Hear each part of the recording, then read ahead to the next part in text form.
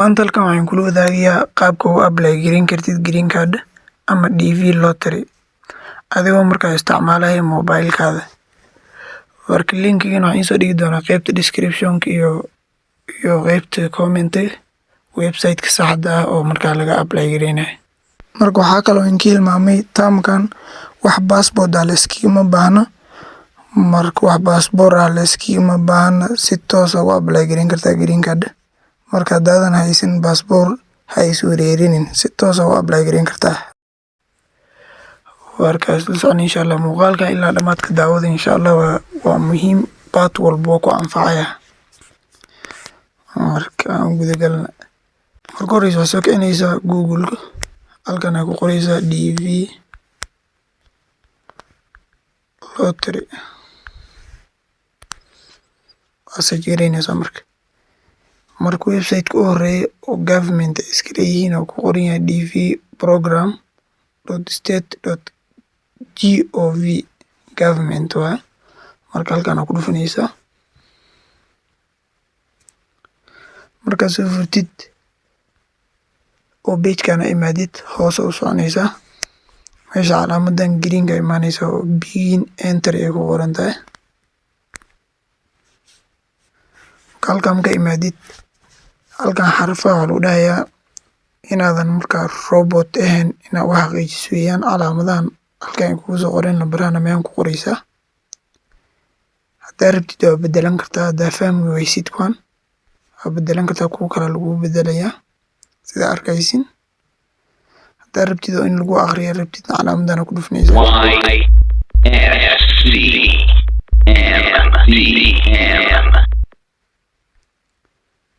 Marka waa arkaysaan aan rajeynayaa calaamadana marka halkan gelinaysaa YS marka waa inaad gelisaa capital letter ay ku qoran yihiin calaamadahaas arkaysan siday u qoran yihiin oo qoraysaa YS CMDM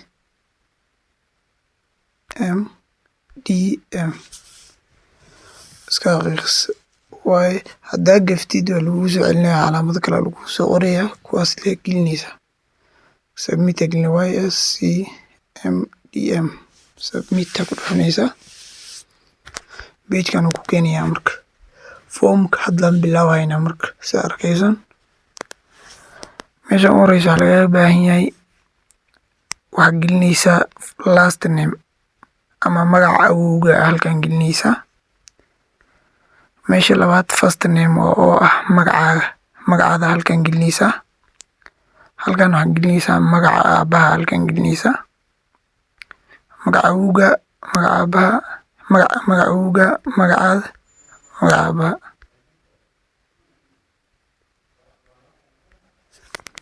Markaan buuxin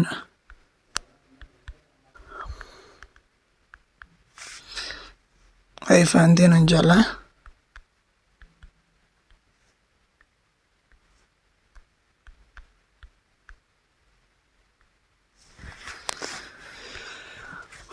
Marka sida u buuxisid magaca awowga magacaaga magaca aabaha halkan gelinaysaa. Halkan ay imaanaysaa marka gender nin iyo naag waxaa tahay halkan gelinaysaa. Nin haddaa tahay tan horeysa dooranaysaa naag haddaa tahay tan labaad ani marka meel ayaan dooranayaa oo nin ah. Halkan ay imaanaysaa marka waa waqtiga aad dhalatay halkan ku qoraysaa. Meesha u horeysa waa bish number 3 aan maraynaa sida arkaysaan. Bish marka hadday tahay bisha koowaad ilaa bisha sagaalaad 0 ka hormarinaysa 01 02 oo ah bisha labaad ama bisha saddexaad bisha 8 saas u qoraysaa. 10 wixii ka bilowda xag ka jir laakiin waxaa qoraysaa 10 saa u qoraysaa. bilahana 12 wey bilaha sanadka waa kasiisinaan filayaa. Markaan hadda halkan waxaan gelinayaa 01 oo ah bisha koowaad. Halkan marka day waa maalinka aad dhalatay taariikhda ay ahayd halkan gelinaysaa. Mathalan taariikh 15 hadday tahay taariikh 1 01 aad gelinaysaa ilaa 9 0 aa ka hormarinaysaa 10 wixii ka horeeyana caadi aa u qoraysaa 10 iyo wixii ka dambe wixii xag ka jira halkan aa imaanaysaa sanadka ku qoraysaa 1990 aan qorayaa marka waxa aan gelinahay magacayga mana aha sanadkan dhashina ma aha marka waa mathalan for example halkan aa imaanaysaa city where you were born meesha ku dhalatay halkan gelinaysaa codkayga duu hoos yahay xilli dhaxaa la marayaa saa darteed marka codkayga duu hoos yahay iga raali noqdo city where you were born meesha ku dhalatay marka meesha lagaagama baahna inaad gelisid countiga aad kasoo jeedo mase stateka aad kasoo jeedo mase districtka aad kasoo jeedo inaad inta geliso looma baahna meesha aad ku dhalatay aad gelinaysaa magaalo haday tahay iyo haday tuulo tahayba hataa tuulo 2 qof ay degan yihiin haday tahay magaceeda halkan gelinaysaa way fahanteen aan jeclahay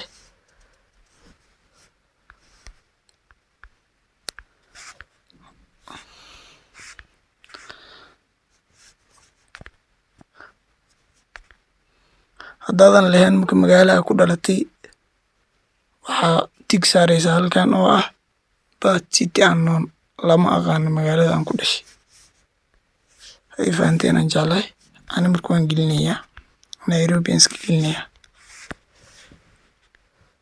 number 5 ay meedina country where you were born wadanka aad ku dhalatay halkan gelinaysaa marka halkan aad ku dhufanaysaa wadankii aad ku dhalatay halkan ka dooranaysaa Soomaali camal hoos u soconaysaa s ayaa tagaysaa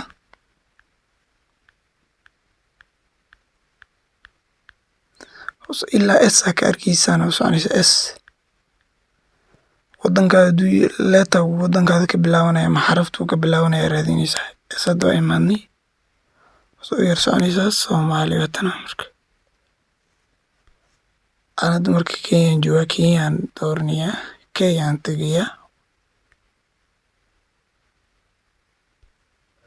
way fahanteen aan rajeynaya halkan marka waxaa waaye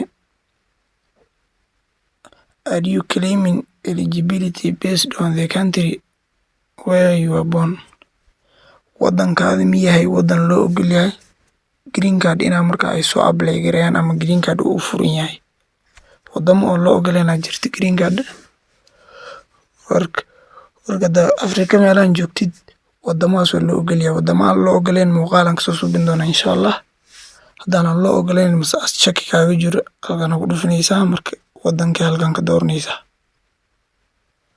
markaan haddii yeesan saaraya wixii su-aal oo qabtiin way is weydiin kartaan qaybta comment insha Allah halkan marka number 7 entrance photograph halkan waa meesha sawirka la gelinayo requirements kan waa akhrin kartaan insha Allah waxyaabaha marka lagu diidi karo green cardka oo disqualification keeni kara halkan lagu soo qorayaa marka waa akhrin kartaan halkan sawirkii marka green cardka aad gelin lahayd halkan ka dooranaysaa halkan aad ku dhufanaysaa choose photo ku dhufanaysaa choose new photo markaa ku dhufatid file manager tagaysaa sawirkii aad markaa soo gelin rabtay aad soo qaadanaysaa ay fahanteen aan rajeynaya sawirkan aan mathalan soo qaadanaya sawirkan waa size-kii loo baahnaa laakiin ma ahan sawirkii loo baahnaa sawir quality aa loo baahan yahay marka waxaad tagaysaa saahiba camera sawir iga qaada dhehaysaa marka waxaad dhehaysaa sawir aan green card ku apply gareey iga qaada marka sawir quality aa laga qaadayaa anaad sawir quality ma haysaa daraadeed kana isticmaalaynaa oo mathalan for example marka sawir quality aa laga qaadaya sawirkaas soo dirsanaysaa asaga marka isticmaalaysaa way fahanteen rajeynaa si toos ah marka usoo choosing garaynaysaa file manager ku dhufanaysaa sidaad yeelin hoos u soconaysaa sawirkii marka aad soo dooranaysaa si toos ah soo galay way fahanteen rajeynaa sawirka marka size-ka loo baahan yahay saaxiibada markaad tagtid size-ka loo baahan yahay ka ku soo biyaan si uu marka uu u gala green card marka uu apply gareysid size loo baahan yahay jirto kasana u socona mailing address halkan addresskaada gelinaysaa address line 1 address line 2 city or stroke town district province haddaadan marka postal code ama zip code aadan lahayn calaamadan aad tig saaraysaa ma postal code or zip code ku qoraysaa halkaana marka waa buuxinaysaa address line 1 waxaa gelinaysaa marka address line 1 waxaa gelinaysaa camal meesha ka agdhow sidii iskuulaha iyo meelaha ka agdhow marka oo saaid loo yaqaano markaa ka agdhow gelinaysaa address line 2 optional loo iska dhaafi kartaa halkan city or town ka magaalada halkan gelinaysaa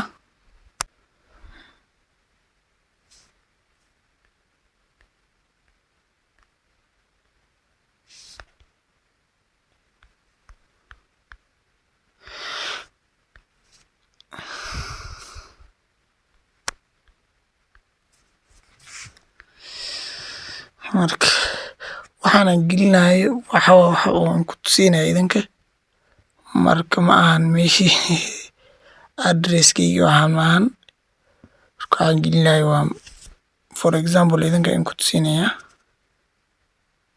district Nairobi aan iska gelinaya marka postal code halkan postal code malihi ama zip code aan dhahay sa arkaysan tig aan saari Soomaaliya hadii joogtid postal code ama zip code ma lahan halkaas tig saaraysaa country halkan ku dhufanaysaa country soo select gareynaysaa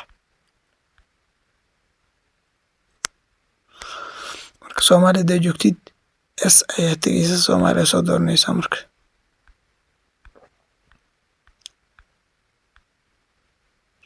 oo soo soconaysaa Soomaaliya tana s arkaysan marka hadana Kenya jooga ayaan tagayaa wadanka aad joogtid wuxuu ka bilowday ayaa tagaysaa marka wadankaada halkaa kasoo dooranaysaa ifahanteen rajaynaya Kenya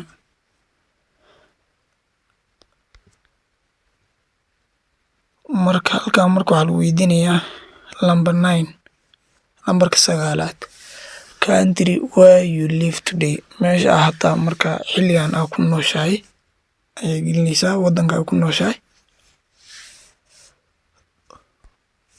marka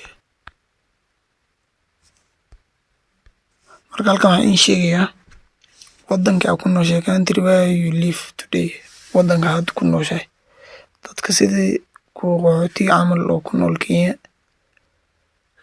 ay gelinayaan wadankoodana waxay gelinayaan Soomaaliya marka sidaa weeye ana marka Kenya gelinaya Kenya ku noolahay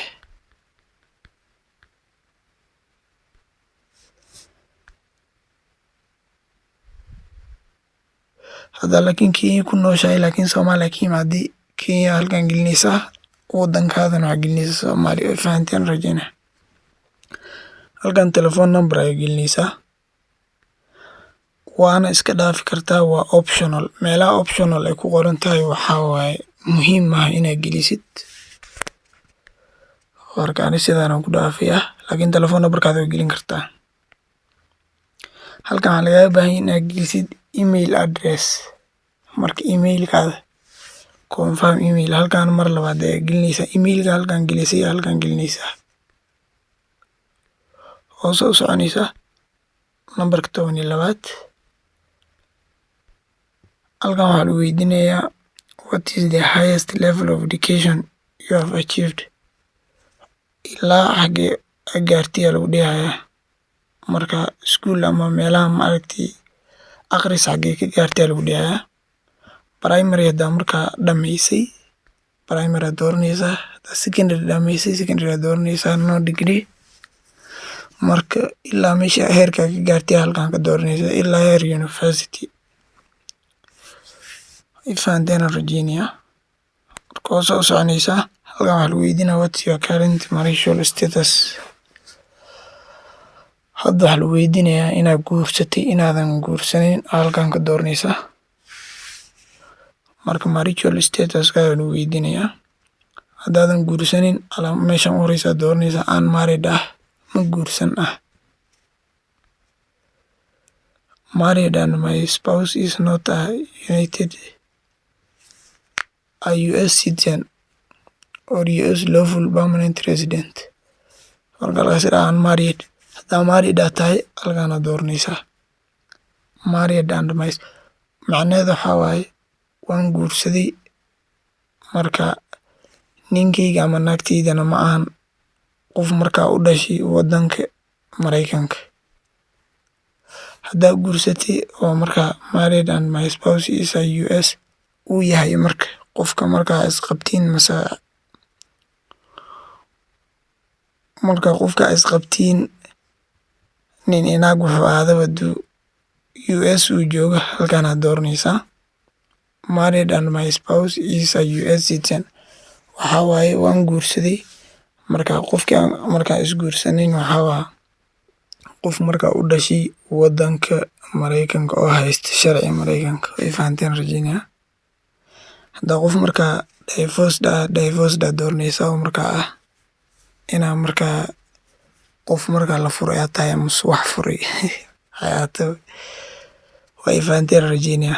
Unmarried aan dooranayna marka su'aalo qabtiin way soo weydiin kartiin.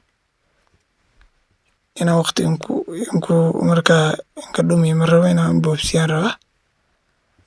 Haddaa marka halkan aad dooratay married, halkan waxaa gelinaysaa inta cunug oo markaa qabtid,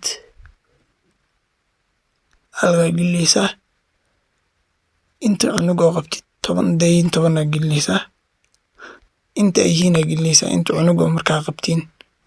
Haddaadan markaa qabin sidaa ku daynaysaa continue adaysaa marka continue ku dhufanaysaa. Marka continue markaa ku dhuftid halkan wuu ku keenayaa. Halkan wuxuu ku tusinayaa information-ka aad gelisay ayuu ku tusinayaa. Marka waa iska xaqiiqsani waxyaabihii aad gelisay markaa halkan kugu tusinayaa. Wixii aad bedeli rabtid markaa aragtid wax qalad ah suubisay halkan ayaa imaanaysaa. Calaamadan ayaa ku dhufanaysaa oo ah go back to part 1. Ha isticmaalin telefoonkaada go back kiida ha isticmaalin. Halkan ayaa ku dhufanaysaa oo go back to part 1. Marka halkan wuu ku keenayaa wixii qalad ah suubisa marka iska bedelaysaa. Meeshii qaladka markaa aad ku aragtay aad ka bedelaysaa. Mar labaad continue leeda marka. Laakiin haddaad qalad iyo waxba as lahayn si toos ah u soconaysaa. Halkan ayaa imaanaysaa submit aa leedahay marka. Anaad submit ma dhahay green card waan apply gareeyay. Marka mar labaadaan submit dhaha green card kan apply gareeyay waa laga soo reject gareynaa ilaa sanadkii dambe ma apply gareyn kara. Marka waa inaad iska ilaalisaa hal mar bas waa inaad apply gareysaa. Marka anaad waan apply gareeyay waa inaan tusinayaa laakiin qaabku noqonaya submit markaa dhacdid waa page ugu dambeeyay. Submit markaa ku dhufatid page-kan ayaa ku soo baxaya oo markaa ah green card-ka waa apply gareyso waxba kuma dhin. Marka waa inaa confirmation number-kaanaas meel dhigataa si aad hadhow markuu green card ku soo baxa aad ku ogaatid status-kiis. Waxaad gelinaysaa meesha website-ka gelinaysaa meel la gelinayo jirto oo inaan tusin doonaa muuqaalka lan kasoo suubinayaa. Marka confirmation number-kana lagaaga baahan doonaa. Meeshan confirmation number-ka ku qoran tahay oo magacaada hoostiisa ah. Marka number-kan ayaa meeshaas gelinaysaa marka in lagu doortay oo green card marka lagu select gareeyay intii kala ogaanaysaa. Haddaa lagu doortay waxaa lagu leeyahay you have been randomly selected. Haddaanan lagu doonin you have not been selected lagu leeyahay. Marka insha Allah su'aalo qabtiin soo weydiin kartiin insha Allah khayr aan rajeynayaa. Hana hilmaamin inaad channelka subscribe na saartiin gambalaalkana furta. Khayr aan rajeynaya. Ciao.